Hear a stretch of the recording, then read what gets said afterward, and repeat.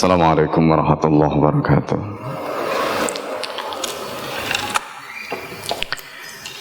Bismillahirrahmanirrahim. Alhamdulillah. Wassalatu ala Rasulillah wa ala alihi wa sahbihi wa mawalah. La hawla wa la quwwata illa billah. Rabbi shrah li sadri wa yassir li amri wa hlul 'uqdatam min lisani yafqahu qawli. Allahumma inna a'udzubika an adilla wa dalla silla wa zalla wa adlima wa adlama wa ajala wa yusjala alayya. Bapak Ibu dan saudara sekalian yang dimuliakan Allah, alhamdulillah pada pagi hari ini kita diberikan oleh Allah Subhanahu wa taala kekuatan sehingga kita bisa melaksanakan salat subuh berjamaah. Dan pagi hari ini kita bisa melanjutkan kajian kitab Hayatus Sahabah. Pada pagi hari ini insyaallah ada dua bagian atau dua pembahasan yang kita akan bahas. Yang pertama adalah hadis yang diriwayatkan oleh Ibnu Asakir dari Ali bin Rabi'ah, atau riwayat yang diriwayatkan dari Ibnu Asakir dari Ali bin Rabi'ah, ma waqa'a baina Ali wa Ja'dah bin Hubairah fi dzalika, yaitu apa yang terjadi antara Ali, Sayyidina Ali karramallahu wajhah, Sayyidina Ali Amirul Mukminin dengan Ja'dah bin Hubairah. Bapak Ibu dan saudara sekalian yang dimuliakan Allah, dalam riwayat ini disebutkan wa akhraja Ibnu Asakir an Ali bin Rabi'ah. Ibnu Asakir telah meriwayatkan dari Ali bin Rabi'ah qala ja'a Ja'datu Ibnu Hubairah ila Ali radhiyallahu anhu. Ja'dah bin Hubairah radhiyallahu anhu telah datang kepada Sayyidina Ali karramallahu wajhah. Faqala, maka kemudian berkata, jazakumullahu khairan. Maka kemudian berkata Ja'dah bin Hubairah. Apa yang dikatakan oleh Ja'dah bin Hubairah? Ya Amirul Mukminin, ya Amirul Mukminin, wahai Amirul Mukminin, ya'tika rajulani, datang kepada anda dua orang laki-laki, anta habbu ila ahadihima min nafsihi, di mana engkau lebih dicintai oleh salah seorang di antara keduanya melebihi dirinya. Subhanallah. Au qala min ahlihi wa malihi, atau ada yang mengatakan lebih dicintai ketimbang keluarga dan hartanya. Wal akhar, sedangkan yang lain, lau yastati'u ayyad bahaka lada bahaka, kalau sekiranya dia bisa memberikan pengorbanan untukmu, maka dia pun akan memberikan itu untukmu. Jadi saking cintanya kepada Sayyidina Ali karramallahu wajhah. Fatadil hada ala hada, maka putuskanlah atau engkau putuskan untuk ini, artinya apa, menjadi haknya dia, dan mengenai kewajiban orang lain atau yang lain terhadap hak yang satunya lagi tadi. Ini adalah situasi yang tentu tidak mudah. Orang yang punya kecintaan begitu luar biasa, orang yang punya perasaan kepada Amirul Mukminin, tetapi dalam menghadapi situasi seperti ini, Amirul Mukminin Ali bin Abi Thalib karramallahu wajhah kemudian melakukan apa? Beliau kemudian mengatakan qala Falazahu, ini ungkapan dari Ja'dah bin Hubairah. Falahazahu Ali radhiyallahu anhu. Lahaza itu dijelaskan di sini, ini telapak tangan Amirul Mukminin Ali bin Abi Thalib tadi, kemudian dipukulkan ke dada salah seorang di antara mereka. Waqala, lalu kemudian Sayyidina Ali mengatakan, inna hada syai', ini adalah sesuatu, lau kana li, kalau ini milikku, maka fa'altu, aku akan melakukannya. Walakin innama dha syai'in lillah, tetapi ini adalah sesuatu yang bukan milikku, tapi ini adalah miliknya Allah Subhanahu wa ta'ala. Dalam pembahasan yang lalu saya sudah sampaikan bahwa apapun yang kita miliki itu pada dasarnya bukan milik kita. Yang diamanahkan kepada kita itu bukan milik kita. Ya. Kita punya mata, kita punya telinga, kita punya mulut, kita punya hidung, kita punya kaki. Semua yang diamanahkan pada kita itu bukan milik kita. Karena pada dasarnya semuanya itu adalah miliknya Allah. Maka di dalam surat Al-Hadid Allah sudah menyatakan, aminu billahi wa rasulihi wa anfiku mimma ja'alakum mustakhlafina fih, kata Allah.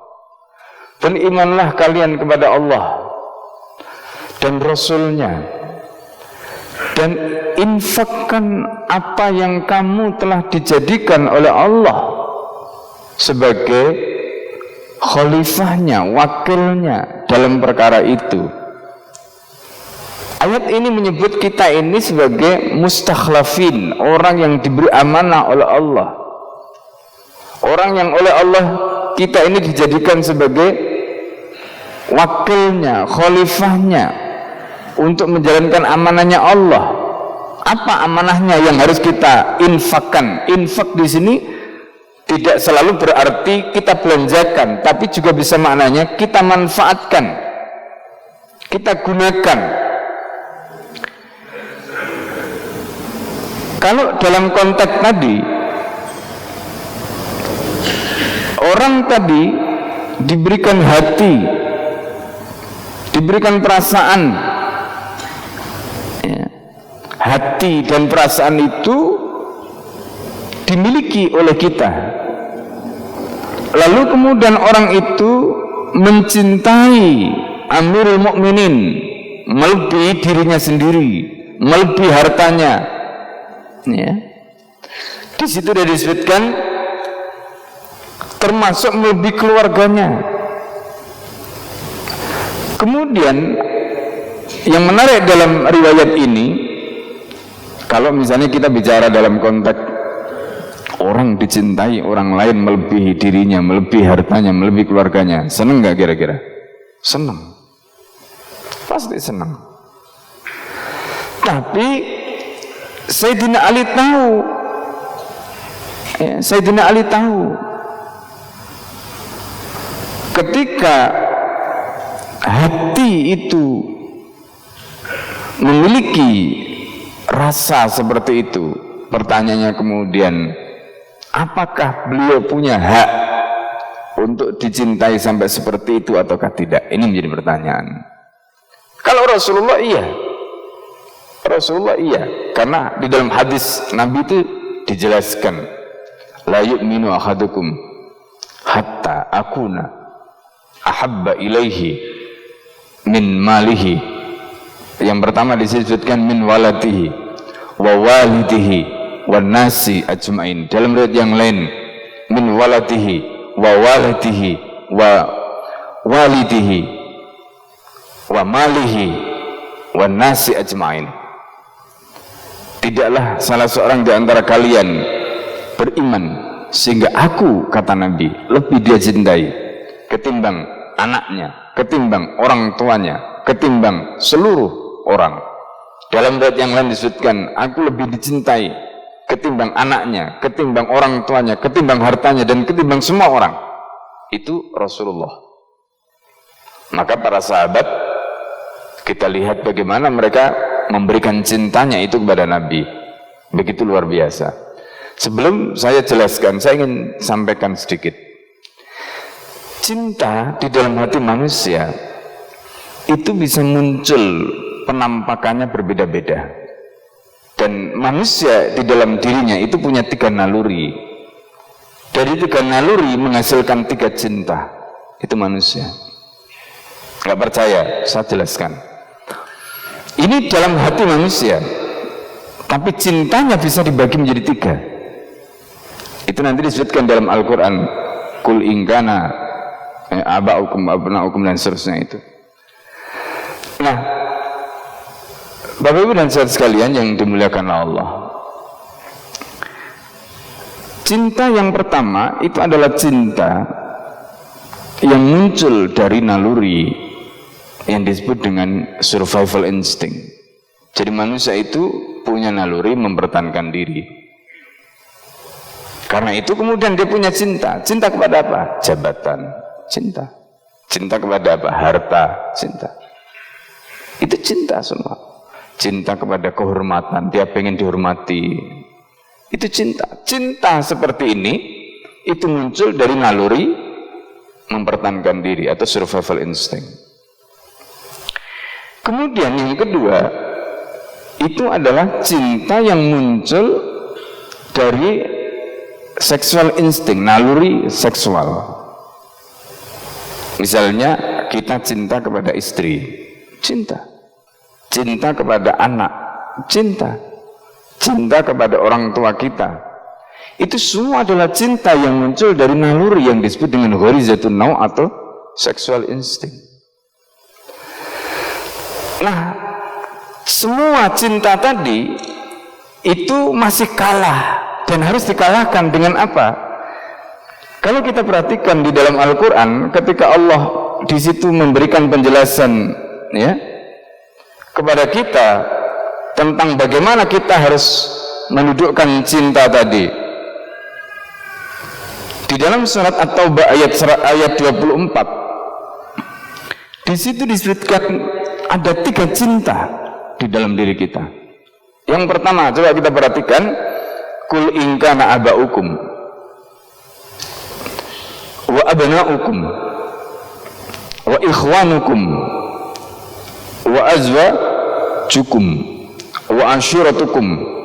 Ini 1. Jadi katakanlah Muhammad, jika orang-orang tua kamu, anak-anak kamu, saudara-saudara kamu, istri-istri kamu, keluarga-keluarga kamu, ini yang pertama, cinta yang muncul dari sexual instinct, naluri seksual atau yang disebut dengan ghorizatun naw. Kemudian yang kedua, wa amwalun iktaraftumuha, dan harta yang kalian sudah kumpulkan. Orang suka kepada harta, dia kemudian mengumpulkan harta itu. Wa tijaratun takhshawna kasadaha, kemudian pernikahan yang kalian takut kerugiannya, bangkrut dan sebagainya. Itu juga cinta, tapi cinta kepada harta, cinta kepada bisnis. Maka orang bekerja keras siang malam untuk mengumpulkan hartanya, itu cinta ya. Kemudian yang berikutnya adalah masakin tardawnaha, ada rumah-rumah mewah yang kita bangun, yang kita lebih sukai, lebih kita cintai. Cinta kepada apa? Cinta kepada harta, cinta kepada rumah mewah, cinta kepada ini cinta. Kemudian Allah mengatakan ahabba ilaikum, itu lebih kalian cintai minallahi wa rasulihi wa jihadin fi sabilihi, dan berjihad di jalan Allah. Fatarabbasu hatta ya'ti Allah bi amri, maka tunggulah sampai Allah mendatangkan keputusannya.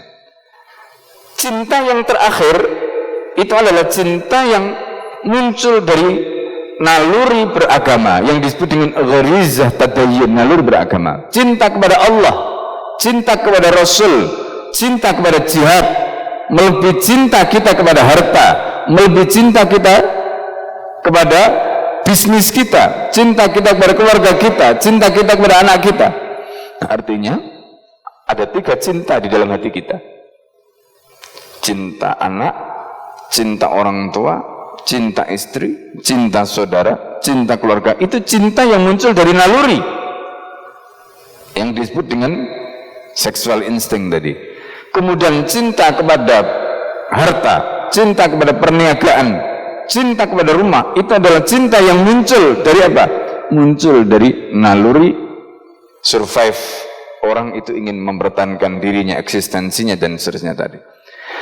Kalau cinta-cinta tadi itu mengalahkan cinta kita kepada Allah, yang merupakan cinta yang muncul dari naluri beragama, gharizah tadayyun, maka kata Allah, tunggu, fatarabbasu hatta ya'ti Allah bi amri, tunggu keputusannya Allah. Maksudnya apa? Ini yang jadi gambaran di dalam ayat tadi. Kita tidak boleh mendahulukan cinta kita kepada yang lain mengalahkan cinta kita kepada Allah, cinta kita kepada Rasul, cinta kita kepada titah Allah, yaitu jihad tadi. Tidak boleh. Kalau kemudian cinta kita kepada Allah, Rasul, dan jihad tadi kita kalahkan dengan cinta kita kepada yang lain tadi, maka Allah mengancam. Apa ancaman Allah? Fatarabbasu hatta ya'ti Allah bi amri. Tunggu sampai Allah mendatangkan keputusannya, dan Allah tidak ridho. Nah, ini juga sama. Misalnya seperti sekarang ya, kita sedang bangun masjid. Pertanyaannya, kita mau infak, mau wakaf atau tidak? Pilihannya itu. Kalau kita cinta harta kita mengalahkan cinta kita kepada Allah, maka kita lebih sayang pada harta kita. Tapi kalau kita lebih cinta kepada Allah, harta bagi kita itu nggak ada artinya, karena kita lebih cinta kepada Allah. Kalau kita lebih cinta kepada harta kita, kata Allah tadi, fatarabbasu hatta ya'ti Allah bi amri, kamu tunggu saja sampai Allah mendatangkan keputusannya. Apa maknanya? Kita bisa mati, harta kita habis, kita nggak dapat nilai di sisi Allah Subhanahu wa taala. Atau belum mati, harta kita habis, tapi bukan untuk membangun rumah di surga, juga nggak ada artinya. Itu yang dimaksud oleh Allah, fatarabbasu hatta ya'ti Allah bi amri. Nah, yang ingin saya ceritakan di dalam ayat ini, Bapak Ibu dan saudara sekalian, di dalam hati kita itu selalu berperang 3 cinta itu. Di dalam hati kita itu selalu berperang 3 cinta itu. Lalu pertanyaannya, bagaimana caranya kita mengendalikan 3 cinta tadi? Mana yang kita menangkan? Nah, ini penting. Sayyidina Ali ketika menjadi Amirul Mukminin, jadi khalifah tadi, kalau beliau berpikir tentang survival instinct, naluri untuk mempertahankan diri, maka beliau akan mengatakan senang sekali dicintai orang dengan begitu banyak pengikutnya, banyak orang yang rela melakukan apapun untuk beliau. Beliau sanggup, katakanlah begitu. Tetapi kemudian Sayyidina Ali ini, Masya Allah, menantu Nabi, Ahlul Bait, ya, beliau itu adalah orang yang zuhud luar biasa. Meskipun beliau mendapatkan nikmat yang begitu luar biasa tadi, tapi beliau tahu diri. Ini kalimat yang penting tadi yang beliau sampaikan. Ya, apa kalimatnya? Inna hada syai'un, ini adalah sesuatu. Lau kanat li, kalau ini menjadi hakku, la fa'altu, aku pasti akan melakukannya. Tetapi ini bukan hakku, ini adalah miliknya Allah. Maksudnya apa? Beliau menepuk dadanya. Orang tadi itu dadanya ditepuk, itu kaitannya dengan perasaan orang tadi, kaitannya dengan cintanya orang tadi.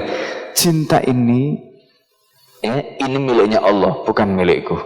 Subhanallah. Ini zuhudnya Sayyidina Ali, sampai soal perasaan beliau pun zuhudnya luar biasa.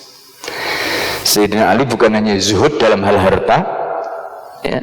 Kalau kita perhatikan riwayat tadi di dalam kitab yang ditulis oleh Ibnu Asyakir, saya kutip kitab aslinya, itu peristiwa itu terjadi di Irak, ya, peristiwa itu terjadi di Irak. Nah, di dalam riwayat Ibnu Asyakir dalam kitab Tarikh Madinah Dimashq itu disebutkan, ya. Jadi di dalam kitab itu dikatakan termasuk tentang Sayyidina Ali tadi. Di situ disebutkan bahwa Ali bin Abi Thalib karramallahu wajhah itu adalah orang yang masya Allah. Apa kata beliau? Analladzi ahantud dunya. Aku adalah orang yang menghinakan dunia. Dunia itu nggak ada artinya bagiku, masya Allah. Termasuk apa pujian dalam tanda petik cinta dan sebagainya tadi, itu nggak ada artinya. Ini dunia semua. Belum sadar itu. Ini miliknya Allah, bukan milikku. Berikanlah kepada Allah. Kasarannya begitu. Sampai begitu rupa. Kemudian dalam riwayat yang lain disebutkan, ya, dalam riwayat yang lain disebutkan, ya, Umar bin Abdul Aziz itu mengatakan, ya, izhadin nas fid dunya. Jadi kita ini dalam perkara dunia, kita ini harus zuhud, ya, jangan sampai berebut karena tadi itu jabatan, karena harta, karena kedudukan, karena macam-macam tadi, ya. Ini zuhud. Zuhud itu tidak berarti kita tidak boleh memiliki harta, boleh, tetapi jangan masukkan itu di dalam hati kita, karena semua itu adalah miliknya Allah. Kita ini hanya mendapatkan amanah dari Allah. Itu namanya zuhud. Jadi kalau Allah minta, misalnya berapapun harta kita diminta oleh Allah. Makanya kemarin saya bilang kepada panitia, nggak usah khawatir kalau kita mengurus urusannya Allah. Ya, nggak usah khawatir kalau kita mengurus urusannya Allah. Kenapa saya katakan begitu? Saya bilang ini bukan soal konsep lagi, tapi saya sekarang kebetulan juga sedang membangun pesantren, dan kalau boleh saya katakan kita bicara dalam konteks mengurus urusannya Allah itu harus menggunakan jurus langit, nggak bisa pakai jurus bumi, ya, harus pakai jurus langit, nggak bisa pakai jurus bumi.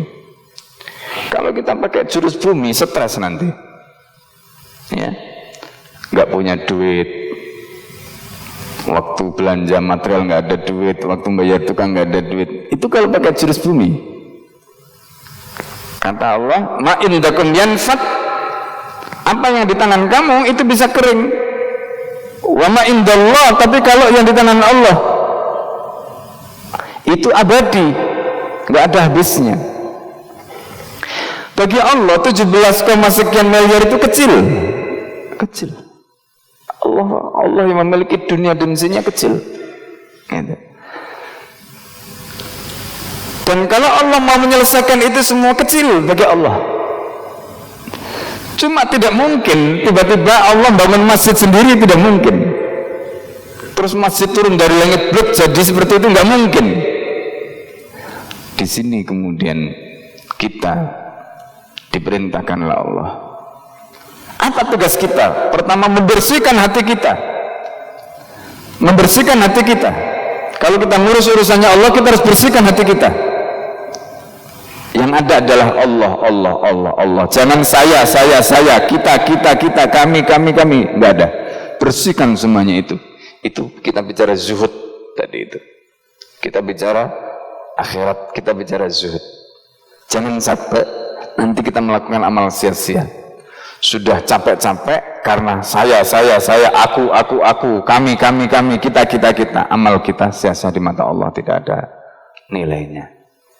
Karena kita riya, kita tidak ikhlas. Ini penting. Maka kita harus selalu mengatakan, kita harus selalu membersihkan niat kita. bahwa apa yang kita lakukan ini karena Allah Subhanahu wa taala. Itu penting. Jadi yang kita lakukan semuanya karena Allah. Itu yang diingatkan Sayyidina Ali tadi. Lau kana hada li la fa'altu. Kalau ini menjadi hakku, ini milikku, aku akan lakukan. Tapi ini ada memiliki, dan memiliki itu adalah Allah Subhanahu wa taala. Subhanallah. Itu iman tauhid yang paling penting. Itu akan menjadi kekuatan yang luar biasa. Kita nggak punya duit, kita nggak punya kemampuan, tapi Allah mampukan. Karena Allah Maha. Ya. Karena itu, apa yang kita lakukan hari ini itu seperti Maryam yang sedang hamil tua, disuruh menggerakkan pokok kurma oleh Allah. Bayangkan orang hamil tua, lapar, kemudian diusir oleh orang-orang di kampungnya, kemudian beliau bersandar di bawah pokok kurma, lalu kemudian beliau pengen makan karena sedang mengandung Nabiullah Isa alaihissalam. Lalu kemudian apa kata Allah? Wahuzzi ilaiki bijid'in nakhlati. Kamu gerakkan saja pokok kurma itu. Maryam bingung, gimana orang hamil disuruh menggerakkan pokok kurma? Ya kan? Orang hamil disuruh menggerakkan pokok kurma. Kira-kira kuat nggak kira-kira? Nggak kuat. Pokok kurmanya itu sendiri nggak bisa digerakkan. Apalagi yang menggerakkan orang hamil, nggak punya kekuatan. Tapi itu perintahnya Allah. Wahuzzi ilaiki bijid'in nakhlati. Kemudian apa kata Allah? Nanti tuh sakit ya, alaiki rutaban janiyya. Nanti rutab, kurma-kurma basah itu akan rontok di pangkuanmu.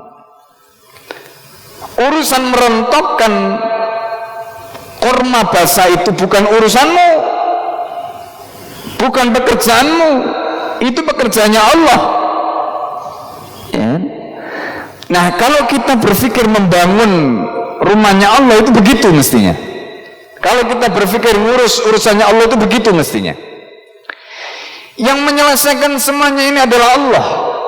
Tugas kita itu adalah melaksanakan apa yang menjadi wasilah tadi. Jangan pernah mengklaim bahwa ini karena kita. Bisa-bisa kalau seperti itu nanti nggak akan pernah selesai proyeknya. Kenapa? Karena Allah tidak ridho. Allah tidak ridho. Ya. Ini adalah proyeknya Allah, bukan proyek kita. Gitu.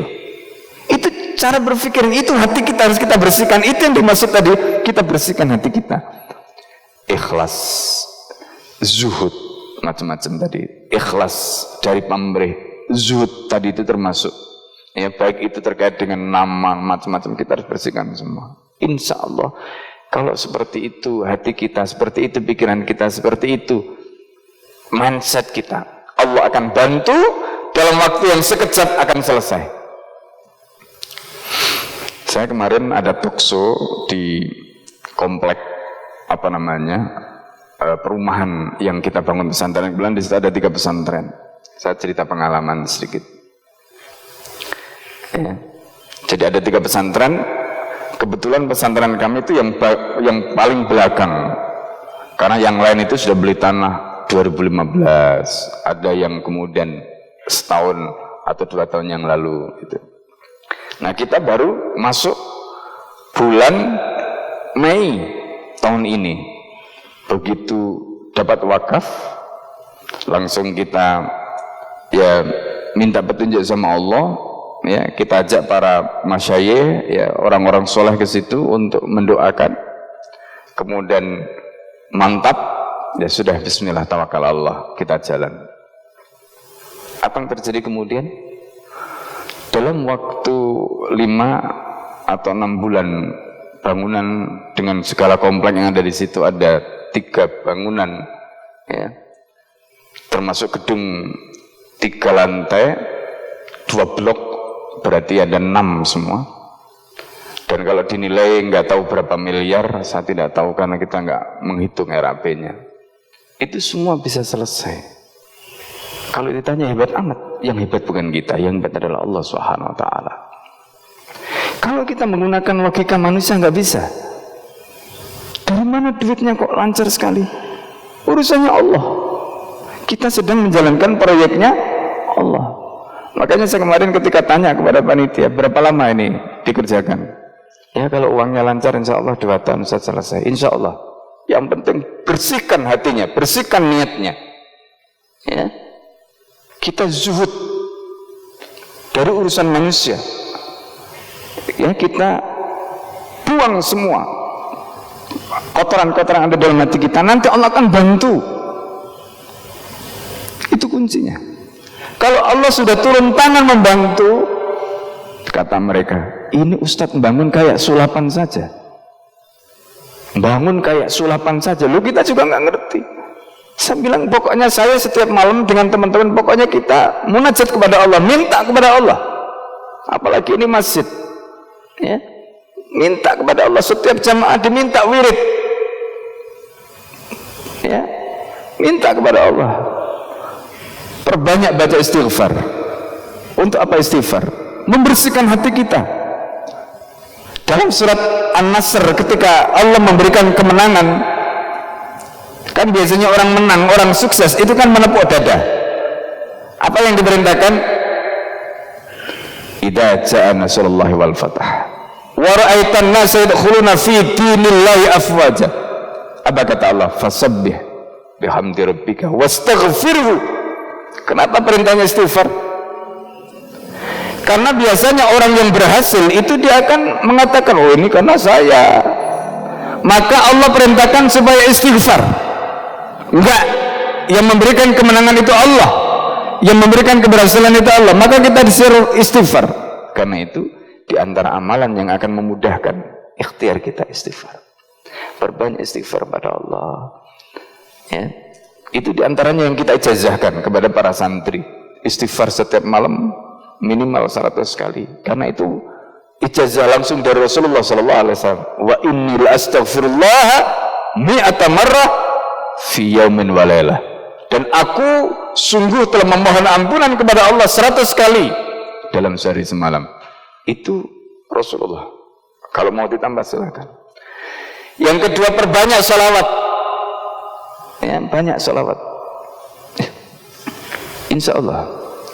Yang ketiga, sandarkan hati kita kepada Allah tadi dengan memperbanyak doa atau membaca Asmaul Husna. Ya Fattah, Ya Razzaq, Ya Kafi, Ya Mughni.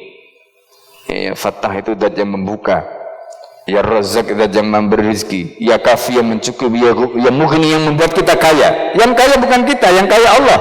Yang mencukupkan itu adalah Allah. Yang punya rezeki Allah, yang membuka semua pintu-pintu itu adalah Allah. Nah, ini yang dikatakan Sayyidina Ali tadi, lau kana hadali la fa'altu. Kalau seandainya ini hakku, aku akan lakukan, tapi ini bukan, ini miliknya Allah Subhanahu wa taala. Maka kita bersihkan hati kita. Ya. Bersihkan hati kita. Banyak baca istighfar, banyak baca salawat, banyak baca tadi itu ya Kafi ya Mughni, ya Fattah ya Razzaq ya Kafi ya Mughni. Itu Asmaul Husna. Dan minta kepada Allah. Karena ini miliknya Allah, bukan milik kita, ini proyeknya Allah. Nah, ini zuhud dalam konteks hati. Sampai begitu Sayyidina Ali mengajarkan pada kita. Zuhud dalam konteks hati tadi. Masya Allah. Beliau gak gila apa namanya, pujian, gak gila hormat. Padahal beliau itu kurang apa coba? Ana madinatul ilmi wa aliyun babuha. Aku adalah kotanya ilmu dan Ali itu pintunya. Siapa yang ingin masuk ke kota ilmu itu maka harus melalui Ali. Itu Nabi. Rasulullah juga mengatakan alim al-haq. Ali itu selalu bersama kebenaran. Sayyidina Ali, orangnya zuhud. Ya, Masya Allah. Bahkan Sayyidina Ali satu ketika mengatakan, ya dunya ghurri ghairihi. Wahai dunia, kamu serang yang lain. Wala taghurruni, jangan menyerang aku, percuma. Subhanallah. Sayyidina Ali saking zuhudnya.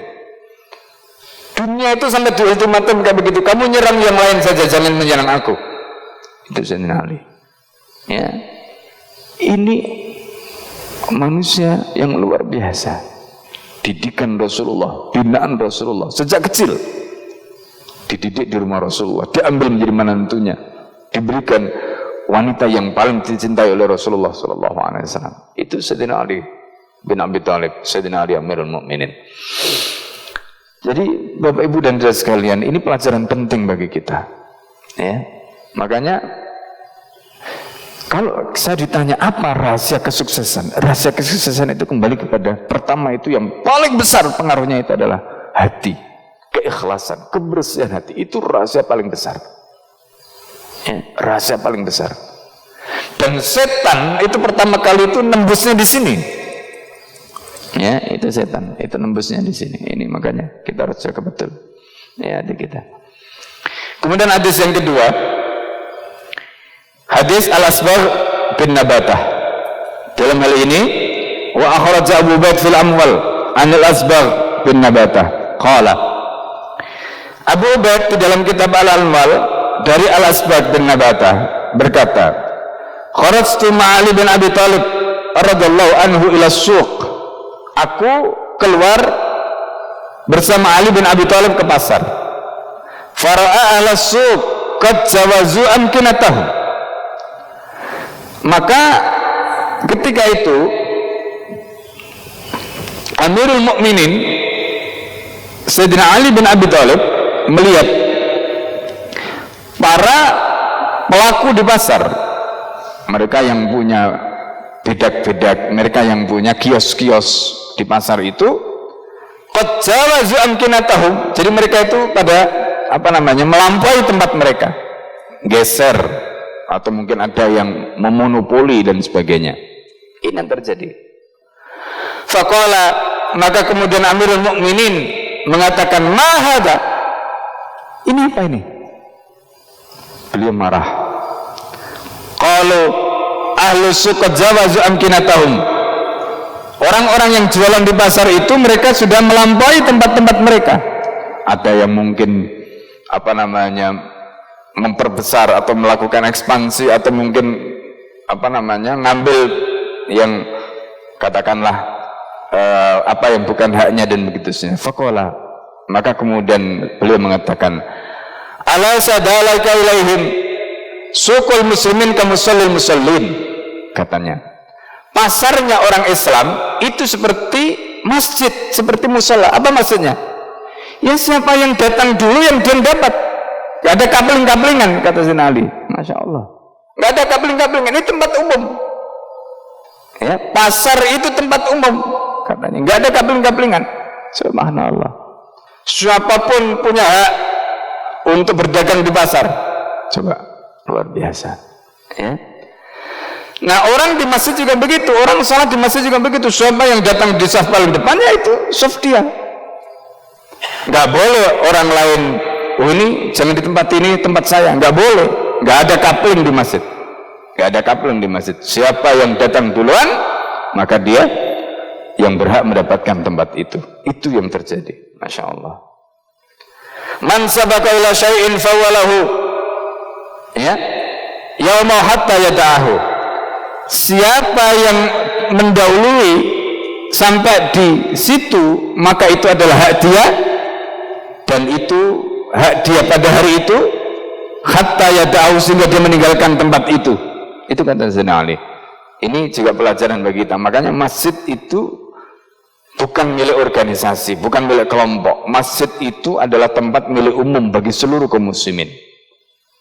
Nah, ini pasar juga begitu, bukan milik kelompok, bukan milik organisasi, tapi pasar itu adalah tempat milik umum. Bahwa kemudian itu nanti pemerintah ngatur, silahkan. Tapi semua orang yang mau berdagang di tempat tadi punya hak. Itu prinsipnya, punya hak. Ya. Nah, ini sama seperti haji. Rasulullah SAW pernah menyatakan, Mina munahuman sabat. Mina itu adalah tempat bagi siapa saja yang lebih dulu sampai di situ. Maksudnya apa? Enggak boleh ada mengaplik. Ini yang dijelaskan oleh baginda Nabi Muhammad sallallahu alaihi wasallam. Kada fil kanzi, begitulah riwayat tadi disebutkan di dalam kitab Kanzul Umal. Wa qad taqaddama qissatu Ali radhiyallahu anhu ma'al yahud fi qasasis sahabah fil a'mal wal akhlaq al-mufdiyah ila hidayatin nas. Jadi kisah tentang Ali dengan orang Yahudi mengenai kisah-kisah sahabat terkait dengan aktivitasnya, perbuatannya, akhlaknya yang begitu luar biasa sehingga bisa mengantarkan orang lain mendapatkan hidayah. Subhanallah. Kita mungkin pernah mendengar cerita antara Sayyidina Ali dengan Qadhi Shuraih. Ketika itu Sayyidina Ali sebagai seorang kepala negara, Amirul Mukminin, beliau ada sengketa dengan orang Yahudi terkait dengan baju besi. Itu adalah baju besinya Sayyidina Ali. Baju besi itu hilang. Tiba-tiba baju besi itu ada di tangan orang Yahudi. Sayyidina Ali mengatakan, ini baju besiku. Kata orang Yahudi, nggak bisa. Mana buktinya, mana saksinya? Nggak bisa menghadirkan saksi. Baik, kalau begitu kita bawa ke pengadilan. Dibawa ke pengadilan. Begitu di pengadilan, Qadhi, di dalam hadis Nabi disebutkan, al-bayyinatu alal mudda'i wal yaminu ala man angkara. Bayyinah, bukti itu bagi orang yang mengklaim. Wal yaminu, dan sumpah ala man angkara, untuk orang yang menolak klaim tadi. Sayyidina Ali ketika di pengadilan itu ditanya, Anda mengklaim itu baju Anda, ada enggak saksinya? Tidak ada. Ada enggak bukti-bukti yang lain? Tidak ada. Kalau begitu, maka baju ini adalah haknya orang Yahudi ini. Subhanallah. Begitu orang Yahudi dimenangkan di pengadilan, pengadilan melibatkan antara dirinya dengan Amirul Mukminin, orang Yahudi itu langsung dia mengatakan kepada Qadhi, meskipun sudah diputuskan bahwa baju ini memang betul miliknya Amirul Mukminin, miliknya Sayyidina Ali. Dan karena itulah maka kemudian orang Yahudi tadi karena melihat bagaimana adilnya Islam, kepala negara saja dikalahkan, bukan hanya sekedar kalah dari rakyat biasa, tapi kalah dari orang Yahudi. Subhanallah. Itu yang membuat orang Yahudi tadi melihat bagaimana keadilan Islam, bagaimana indahnya Islam, dan akhirnya dia masuk Islam. Itu orang Yahudi tadi. Itu yang dimaksud dalam kisah tadi. Kisah-kisah sahabat akhlaknya begitu luar biasa sampai terhadap rakyat jelata, sampai terhadap orang yang non muslim sekalipun. Subhanallah. Nah, Bapak Ibu dan saudara sekalian, jadi riwayat yang kedua ini menjelaskan kepada kita tentang hukum tempat umum. Tempat umum itu apa saja? Banyak. Makanya seperti jalan itu tempat umum. Jadi jalan itu tidak boleh misalnya dikapling oleh orang tertentu untuk kebutuhan pribadi, tidak boleh. Itu tempat umum. Peruntukannya untuk apa? Harus kita gunakan sesuai dengan peruntukannya. Misalnya kayak gitu. Nah, ini bagian-bagian dari hukum Islam. Bagian-bagian dari hukum Islam. Nah, karena itu nanti mungkin ke depan ini juga terkait dengan tempat umum tadi. Kemarin ketika rencana pembangunan masjid sudah diikuti dengan pembuatan parkir. Karena misalnya jalan itu tempat umum, dipakai untuk jalan, harusnya tidak boleh untuk parkir, karena kalau parkir di jalan bisa mengganggu orang jalan. Ini hukumnya. Jadi makanya kemarin sudah difikirkan bagaimana caranya supaya nanti parkir ada tempat sendiri supaya jalan tetap berfungsi sebagai jalan, tidak mengganggu tempat umum. Kalau misalnya orang demo, bagaimana? Demo di tempat umum, silakan jalan, menggunakan jalan tadi, tapi jangan sampai jalan itu terhalang bagi orang lain sehingga orang itu tidak bisa berjalan. Jadi selama masih bisa dimanfaatkan untuk jalan dan itu sifatnya bukan permanen, silakan. Misalnya kayak begitu. Ini contoh-contoh terkait dengan penggunaan fasilitas umum, bagaimana kita menggunakan itu sesuai dengan maunya Allah, bukan maunya kita. Al-muslimuna syuraka, orang Islam itu bersarikat fi salasin, dalam 3 perkara, dalam 3 hal, fil ma'i wal kala'i wan nar. Ini bagian dari persoalan yang menyangkut kepemilikan umum. Nah, jadi tadi masjid, jalan, kemudian pasar, ya, ini, ya. Kalau kita naik ke atas, seperti frekuensi macam-macam itu termasuk bagian. Ya, meskipun kalau kita lihat sekarang ada ngatur, ya, udara, ya, seperti di langit, ya. Itu ada ngatur penerbangan macam-macam, ada ngatur. Ya iya harus ada ngatur. Meskipun itu hukum asalnya adalah tempat umum. Siapapun boleh terbang, harusnya begitu. Tetapi kemudian diatur, ya, dan begitu seterusnya. Nah, Bapak Ibu dan saudara sekalian yang dimuliakan Allah, ini gambaran yang harus kita pahami. Begitu luar biasanya Islam. Detil, semua diatur dan adil. Islam tidak memihak kecuali kepada kepentingan Allah Subhanahu wa taala, kecuali sesuai dengan maunya Allah Subhanahu wa taala. Ketika seorang kepala negara mengatur mengikuti maunya Allah, maka manusia itu semuanya akan tunduk. Tapi kalau mengatur sesuai dengan maunya dia, maunya kroninya, maunya kelompoknya, maunya teman-teman dia, maka nanti akan mulai muncul perpecahan, gesekan, konflik. Itu tidak jadi. Jadi di sini pentingnya, kenapa tadi saya sampaikan surat Al-Hadid ketika Allah menyatakan wa anfiqu mimma ja'alakum mustakhlafina fihi, itu supaya kita menggunakan semua yang Allah titipkan pada kita ini mengikuti maunya Allah Subhanahu wa taala. Kalau kita menggunakan semua yang titipkan Allah kepada kita itu sesuai dengan maunya Allah, insya Allah semua akan tenang hidupnya, semuanya akan nyaman, semuanya akan adil, semuanya akan beres. Tapi begitu kita, ya, menggunakan semuanya tadi tidak sesuai dengan maunya Allah, maka muncul konflik kepentingan. Yang ini pengen begini, yang ini pengen begini, yang ini pengen begini, nggak pernah ketemu. Kenapa? Karena yang membuat aturan adalah yang punya kepentingan. Tapi kalau mengikuti aturannya Allah, semua ikut. Allah tidak punya kepentingan pada kita kecuali untuk kebaikan kita. Selesai. Nah, di sini pentingnya kita kembalikan semuanya kepada maunya Allah. Kalau semuanya kembali kepada maunya Allah, semua akan tentram, semuanya akan bahagia, semuanya akan adil, tidak ada yang dizalimi. Wa ma rabbuka bidzallamin lil abid. Tuhan kamu tidak pernah melakukan kedzaliman kepada hambanya. Allah tidak zalim, ya. Allah tidak pernah zalim kepada kita. Nah, ini garis besarnya. Oleh karena itu, pelajaran yang berharga dari Amirul Mukminin tadi yang pertama tentang bagaimana kezuhudan sampai dalam perkara hati, sampai dalam perkara mahabbah tadi, ya, di mana kemudian cinta kepada Allah, Rasul, dan apa yang Allah inginkan itu diutamakan ketimbang kepada yang lain. Ini yang luar biasa. Yang kedua, pelajaran yang berharga bagaimana ketika beliau menjadi seorang kepala negara, menjadikan apa menjadi haknya umat publik tadi itu, muslim non muslim semua dilindungi karena semuanya mendapatkan kesempatan yang sama, ya. Apalagi dalam perkara di luar ibadah mereka sama, muslim non muslim diperlakukan sama.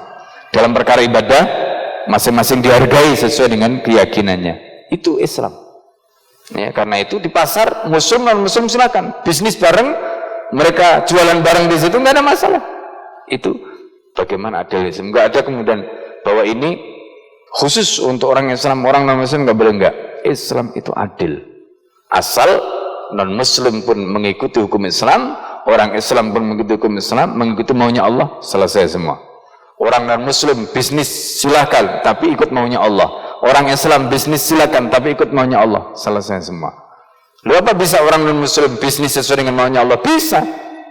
Wong agama mereka nggak ngatur kok soal bisnis, agama mereka hanya ngatur soal akhirat, dan Islam tidak intervensi dalam urusan ibadah mereka, tapi Islam mengatur urusan kehidupan mereka.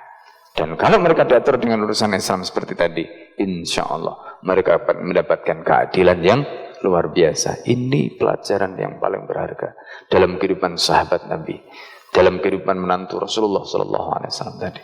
Saya kira itu pelajaran yang bisa kita ambil pada pagi hari ini. Semoga kita banyak mendapatkan manfaat, mendapatkan keberkahan, mendapatkan faedah dari apa yang kita kaji, dan lebih dari itu semoga ini bisa menjadi pedoman hidup kita. Kita bisa amalkan, bisa membangun mindset kita, dan kemudian pada akhirnya karena semuanya itu kita dikumpulkan oleh Allah bersama mereka di dalam jannah. Amin, amin, ya rabbal alamin. Sebelum saya akhiri, karena sudah masuk waktu syuruk, mungkin ada yang bertanya atau menyampaikan sesuatu.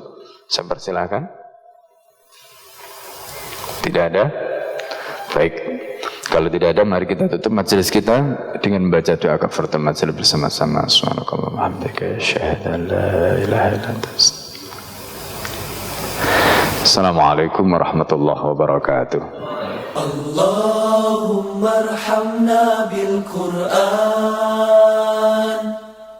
waj'alhu lana imaman wa nuran wa hudan wa rahmah. Allahumma dhakkirna minhu ma nasina, 'allimna minhu ma jahilna, warzuqna tilawatahu ana al-laili wa ana an-nahar, waj'alhu lana hujjatan.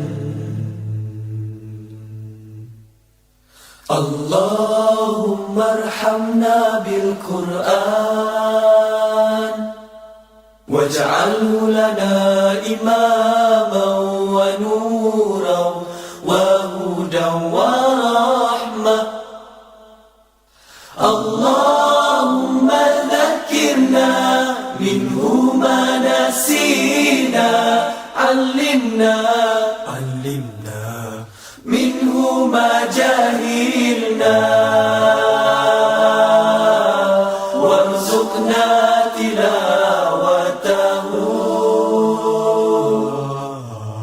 ana al-laili wa ana an-nahar,